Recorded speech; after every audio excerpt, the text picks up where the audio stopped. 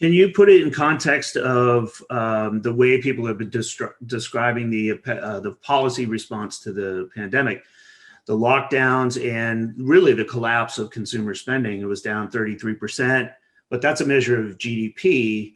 What has happened in the past year in 2020 and then now into 2021 with GO?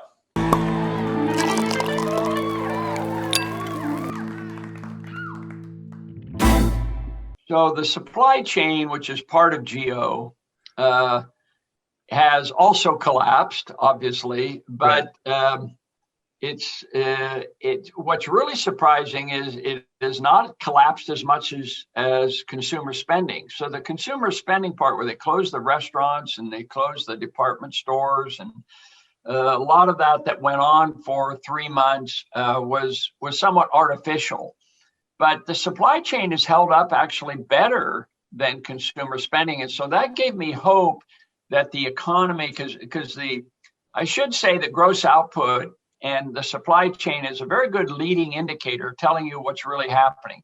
Because the supply chain is businesses deciding what consumers want in the future.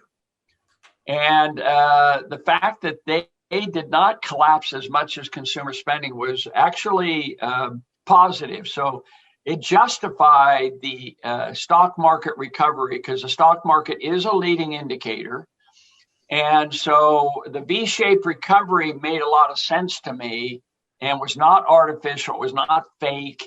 It was not just speculative. It was a reality. And the business sector has adjusted rather well to this lockdown. I mean, e-commerce and the social media that's developed out of this, frankly, Addison, I don't think the shutdown would have ever happened if it wasn't for technology. It's technology that has allowed us to do this Zoom meeting, and imagine this thing right here.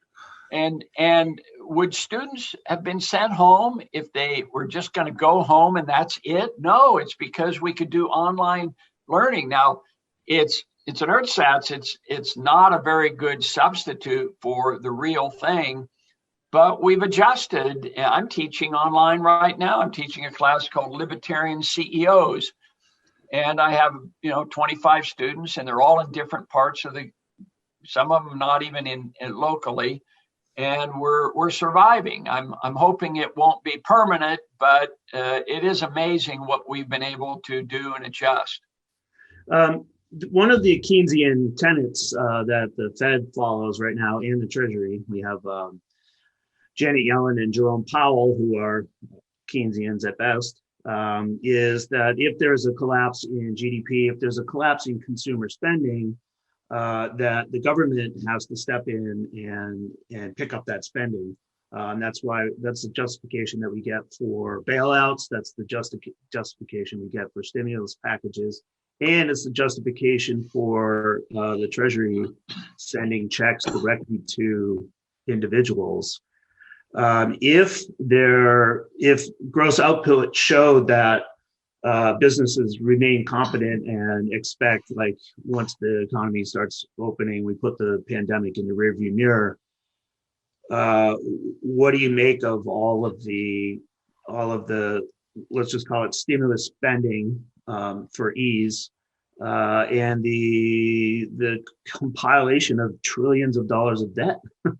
I think it's a mistake. It is the Keynesian mentality, no question about it. Just, spending is spending. A dollar is a dollar. It doesn't matter what it's spent on, just spend it. And of course, they're giving it to consumers. They're also giving it to business to some extent. And the Fed is accommodating with lower interest rates, artificial low interest rates and quantitative easing. But you can't have a higher standard of living without production, without productivity. And so the focus really should be on business, to get business back to work, to stimulate productivity with tax cuts and with deregulation. So just giving money to people is not going to solve the problem. You have to have production.